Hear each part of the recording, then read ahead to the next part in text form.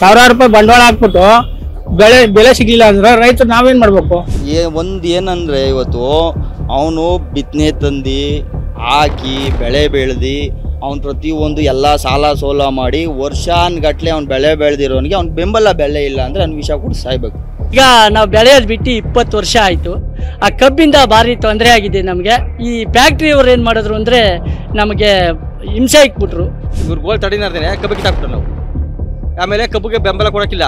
ಆಮೇಲೆ ಲಾಸ್ಟ್ಗೆ ಬೆಂಕಿನೇ ಇಕ್ಬಿಟ್ಟು ಈಗಿರೋ ಸರ್ಕಾರ ಆ ಥರ ಬರುತ್ತಾ? ಚಾನ್ಸೇ ಇಲ್ಲ. ಅವ್ರು ನಮ್ಮ ಸಾಹಸ ಲಾಸ್ಟ್ ಏನು ಇಲ್ಲ, ಎಲ್ಲ ಗದ್ದೆಗೆ ಬೆಂಕಿ ಹಾಕಿ ಸುಸ್ತಾಗ್ಬಿಟ್ಟು ಆಮೇಲೆ ನೇಣ ಕೊಡೋ ಸ್ಥಿತಿ ಬಂದ್ಬಿಡವಿ.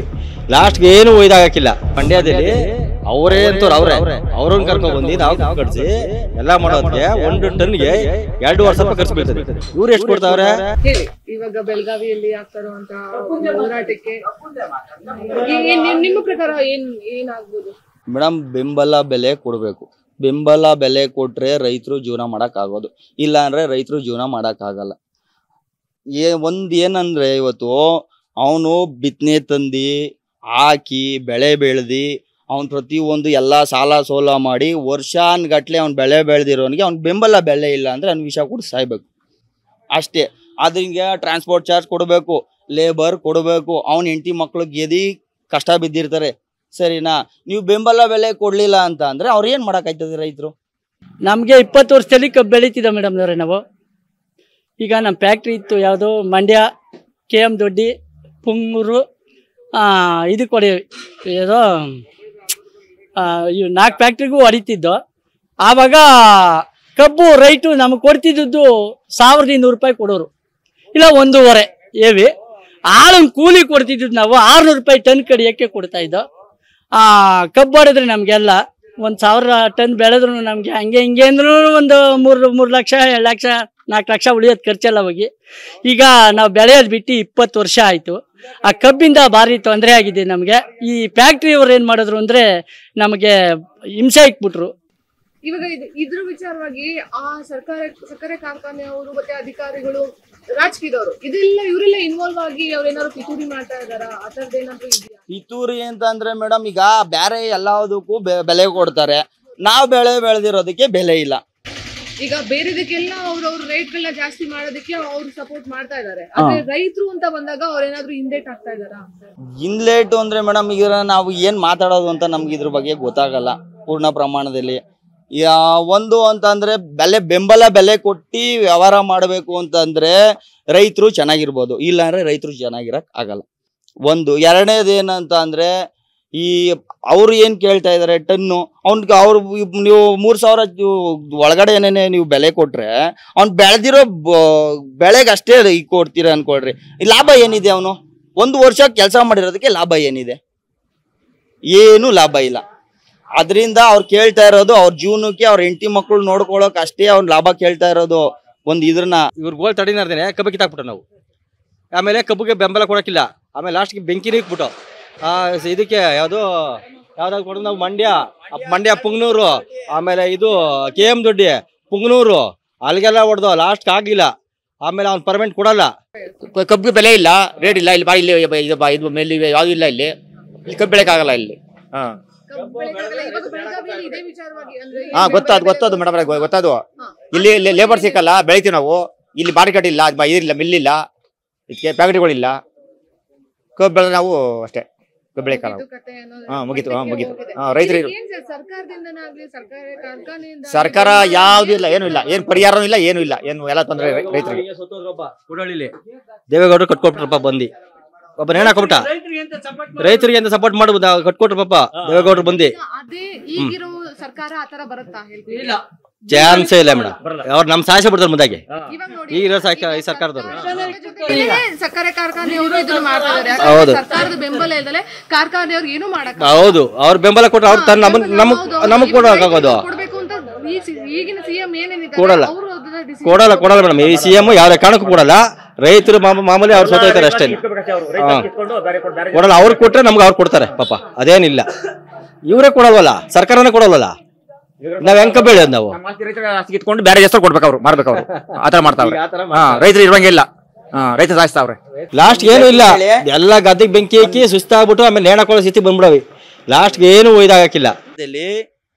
ಒಂದು ಟನ್ ಕಬ್ಬು ಕಡಿಯಕ್ಕೆ 1000 ರೂಪಾಯಿ, ಒಬ್ಬ ಲಾರಿ ಡ್ರೈವರ್ ಬಾಟ 1000 ರೂಪಾಯಿ, 2000 ರೂಪಾಯಿ ಆಯ್ತು. ಅಲ್ಲಿಂದ ತೋಟದಿಂದ ಈಚೆಗೊಡಿಯಕ್ಕೆ ಅದಕ್ಕೆ 800 ರೂಪಾಯಿ ಎತ್ತಿನ ಗಾಡಿ ಬಾಡಿಗೆ, ಜೊತೆಗೆ ನಾವು ಬೆಳೆ ಬೆಳೆದದ್ದು ಅವತ್ತು ನಾವು ಬೆಳೆದಿದ್ ಕಬ್ಬು 800 ಟನ್. 800 ಟನ್ಗೆ 1800 ರೂಪಾಯಿ ಅಂದ್ರೆ ಎಷ್ಟು ಲಕ್ಷ ಕಾಸು ಆಯ್ತು ಮೇಡಮ್? 20 ವರ್ಷದ ಹಿಂದೆ, ಇವತ್ತಲ್ಲ. 800 ಟನ್ಗೆ ಒಳ ಬರೋದು ಒಂದೇ ಬಾಕಿ. ಇಲ್ಲೇ ಲಾಲೆ ಮೇಲೆ ಹಾಕ್ಬಿಡವಿ ಕಬ್ಬ ಫುಲ್ಲು, ಒಳ ಬರೋದು ಒಂದೇ ಬಾಕಿ. ಇಲ್ಲಿ ತಗೊಳಲ್ವಲ್ಲ ಇವು ನಿಮಿಷ ಎಲ್ಲ. ಆಮೇಲೆ ಒಣಗೋಗೋದು ಕಬ್ಬು ಟನೇಜು ಬಂದ್ರು ಅದು 12 ಬರೋದಕ್ಕೆ 4 ಬರ್ತಿದ್ವಿ ಎಲ್ಲ ಒಟ್ಟೈತಲ್ಲ ಒಣಗಿ. ಅದಕ್ಕೆ ನಾವು ತರಗಾಕಿ ನೀರುವುದಿ ಏನು ಮಾಡಿ ನಾವು ಹೋಯ್ತದಲ್ಲ ಇಲ್ಲ ಬದುಕು. ಆದ್ರೆ ನಾವೇ ತುಂಬೋದು 15 ದಿನ ಮೇಲೆ ತುಂಬ್ತಿರೋದು, ತಿಂಗಳಿಗೆ 1 ಲೋಡು. ಅಷ್ಟೊತ್ತಿಗೆ ಏನೆಲ್ಲ ಬಂದ್ಬಿಟ್ಟಿರೋದು, ಎಲ್ಲ ಒಣಗೋಗ್ಬಿಟ್ಟು ನೀರೊಳಗೆ ಆಗೋದು ಸೌದೆ. ಅದು ನೀರೊಳಗೆ ಹಾಕಿದೀವಿ ಮೇಡಮ್ ಅದನ್ನ. ಆಮೇಲೆ ಲಾಸ್ಟ್ಗೆ ಮನಮಂದಿ ಎಲ್ಲ ಗೆದ್ಬಿಟ್ಟು ನಾನು ನಮ್ಮಮ್ಮ ಹೆಂಡತಿ ಮಕ್ಕಳು ವರ್ಕೌಟ್ ಆಗಿಲ್ಲ, ಬಿಟ್ಬಿಟ್ಟು ನಾವು. ರೈತರು ಕಬ್ಬು ಬೆಳೆಗಾರರು ಎಲ್ಲ ಹೋರಾಟ ಮಾಡ್ತಾ ಇದ್ದಾರೆ. ಹೋರಾಟ ಮಾಡ್ಬೇಕು, ಬೆಲೆ ಸಿಗ್ಲಿಲ್ಲ ನಾವು ರೈತರು ಏನ್ ಮಾಡ್ಬೇಕು? ವರ್ಷಗಟ್ಟಲೆ ಬೆಳಿತೀವಿ, ಅದಕ್ಕೆ ರೇಟ್ ಸಿಗ್ಲಿಲ್ಲ ಅಂದ್ರೆ ನಾವೇನ್ ಮಾಡ್ಬೇಕು? ರಾಜಕಾರಣಿಗಳು ಇದನ್ನ ಒಂಥರ ಅಡ್ವಾಂಟೇಜ್ ಆಗಿ ತಗೋತಾ ಇದಾರ. ಈಗ ಸಕ್ಕರೆ ಕಾರ್ಖಾನೆ ಅವರು ಇದ್ದಾರೆ, ಎಲ್ಲರ ಕೈ ಸಕ್ಕರೆ ಇದೆ, ಸರ್ಕಾರದವ್ರಿಗೆ ಸರ್ಕಾರ ಬೆಂಬಲ ನೀಡ್ತಾ ಇಲ್ವಲ್ಲ ರೈತರಿಗೆ. ನಾವೇನ್ ಮಾಡ್ಬೇಕು? ಬೆಳೆದ್ಬಿಟ್ಟು ಏನು ಚಿಪ್ಪೆ ಹಾಕೋಣ ಹೊಟ್ಟೆಗೆ ಏನ್ ಮಾಡ್ಬೇಕು?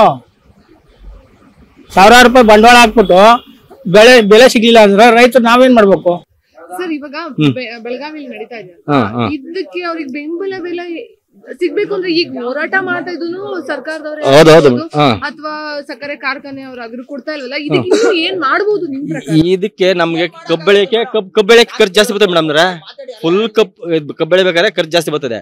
ಈ ಕಬ್ಬು ಕಡೆ ಎಷ್ಟು ಅನ್ಕೊಂಡಿದ್ರೆ ಟನ್ಗೆ ಅವ್ರು ಆಗ್ಲೇ ಆಲ್ರೆಡಿ 800 ಎಷ್ಟು 1000 ಕೇಳ್ತಾರೆ. ಅವ್ರಿಗೆ ಊಟ ನಾಷ್ಟ ಎಲ್ಲ ಕೊಟ್ಟು ಎಲ್ಲ ಮಾಡ್ಬೇಕು. ಆಮೇಲೆ ಅದಕ್ಕೂ ಬರಲ್ಲ. ಆಮೇಲೆ ನಾವು ಹೋಗ್ಬಿಟ್ಟು ಮಂಡ್ಯದಲ್ಲಿ ಅವರೇ ಅಂತವ್ರು ಅವ್ರನ್ನ ಕರ್ಕೊಬಂದು ನಾವು ಕಬ್ಬು ಕಡಿಸಿ ಎಲ್ಲ ಮಾಡೋದಕ್ಕೆ 1 ಟನ್ಗೆ 2,500 ರೂಪಾಯಿ ಖರ್ಚು ಬೀಳ್ತದೆ. ಇವ್ರು ಎಷ್ಟು ಕೊಡ್ತಾವ್ರೆ? ಅಂದ್ರೆ 3,000 ಕೊಡ್ತಾರ. ನಾವು ಹೊಡೆದು ಎಷ್ಟು 1,800 ರೂಪಾಯಿ ಟನ್ನು, 70 ರೂಪಾಯಿ ಇಲ್ಲಿ. ಅದು ಮಂಡ್ಯ ಇದಕ್ಕೆ. ಇಲ್ಲಿ ಹೊಡೆಯೋದು, ಇಲ್ಲಿ ಒಂದು ಫ್ಯಾಕ್ಟ್ರಿ ಇತ್ತು 70 ರೂಪಾಯಿ ಟನ್ನು ಜಮಾನ್ದೇಲಿ 40 ವರ್ಷದಲ್ಲಿ. 120 ಹೆವಿ. ನಾವ್ ಯಾರು ರೇಷ್ಮೆ ಬೆಳೆಯಕ್ಕಿಲ್ಲ ಮೇಡಮ್, ಬರೀ ಕಬ್ಬೆ ಫುಲ್ ಏರಿಯಾ ಎಲ್ಲ ಕಬ್ಬು, 1 ಎಕರೆನೂ ಮಿಸ್ ಇಲ್ಲ. ಎಲ್ಲಿ ನೋಡ್ರು ಕಬ್ಬು ಕಬ್ಬು ಕಬ್ಬು. ನಾವು ಬೆಂಕಿ ಇಕ್ಕಿ ಸುಸ್ತಾಗ್ಬಿಟ್ಟು ಆಮೇಲೆ ರೇಷ್ಮೆ ಹಿಡ್ದು ತಿಂಗಳಿಗೆ 1 ಬೆಳೆ. ಇವನ್ ಕೊಡೋದು ಯಾವಾಗ? ವರ್ಷಕ್ಕೆ ಕಬ್ಬನ್ ಕಾಸು. ಅಷ್ಟೊತ್ತಿಗೆ ಊರ್ ಸುತ್ತ ಸಾಲ. ಸರ್ ಇವಾಗ ಹೆಂಗ್ ಆಗ್ಬಿಟ್ಟಿದೆ ಅಂದ್ರೆ ಕಬ್ಬು ನಿಮಗೆ ಗೊತ್ತಿರೋದು ಅದು ಸಿಹಿ, ಅದೇ ಆ ಸಿಹಿ ಬೆಳೆಯುವಂತ ರೈತರು ಬಾಳಲ್ಲಿ ಸಿಹಿನೇ ಇರಲ್ಲ. ಎಷ್ಟೋ ವರ್ಷದಲ್ಲಿ ಈಗ ಎಷ್ಟು ವರ್ಷ ಆಯ್ತು ಗೊತ್ತಾ ಕಬ್ಬು ಕಿತ್ತಾಕಿ? 8 ಎಕರೆ 10 ವರ್ಷ ಆಯ್ತೇನು. 10 ವರ್ಷ ಮೇಲೆ ಆಯ್ತು ಕಬ್ಬು ಕಿತ್ತಾಕಿ. ಇನ್ನ ಜಾಸ್ತಿ 15 ವರ್ಷ ಆಗೋಯ್ತು ನಾವು ಕಬ್ಬು ಕಿತ್ತಾಕಿ. ಕೇಳಿ ಮೇಡಮ್, ನಾನು ಸುಳ್ಳು ಹೇಳ್ದ ನಿಮ್ಗೆ. ಬೆಂಕಿ ಇಕ್ಕುದು ಅಂತ ಹೇಳಿಲ್ವಾ? ಲಾಟ್ಗೆ ಬೆಂಕಿ ಫುಲ್ಲು ತರಗಾಕ್ಬಿಡವೆ, ಆಮೇಲೆ ಗದ್ದೆಗೆ ಬೆಂಕಿ ಇಕ್ಬಿಡವಿ. ಇವಾಗ ಇದ್ರ ಸಂಬಂಧಪಟ್ಟಂಗೆ ಸಚಿವರು ಸನ್ಮಾನ ಮಾಡುವಂತ ಒಂದು ಪ್ರಯತ್ನ ಮಾಡಿದ್ದಾರೆ. ಇದ್ರ ಬಗ್ಗೆ ನೀವೇನ್ ಹೇಳ್ತೀರಿ? ಹೋರಾಟ ಮಾಡ್ತಾವ್ರಲ್ಲ, ಅದಕ್ಕೆ ಏನ್ ಮಾಡ್ತಾರೆ ನೋಡೋಣ. ಸರ್ಕಾರ ಏನ್ ಮಾಡ್ತದೆ ನೋಡ್ಬೇಕು.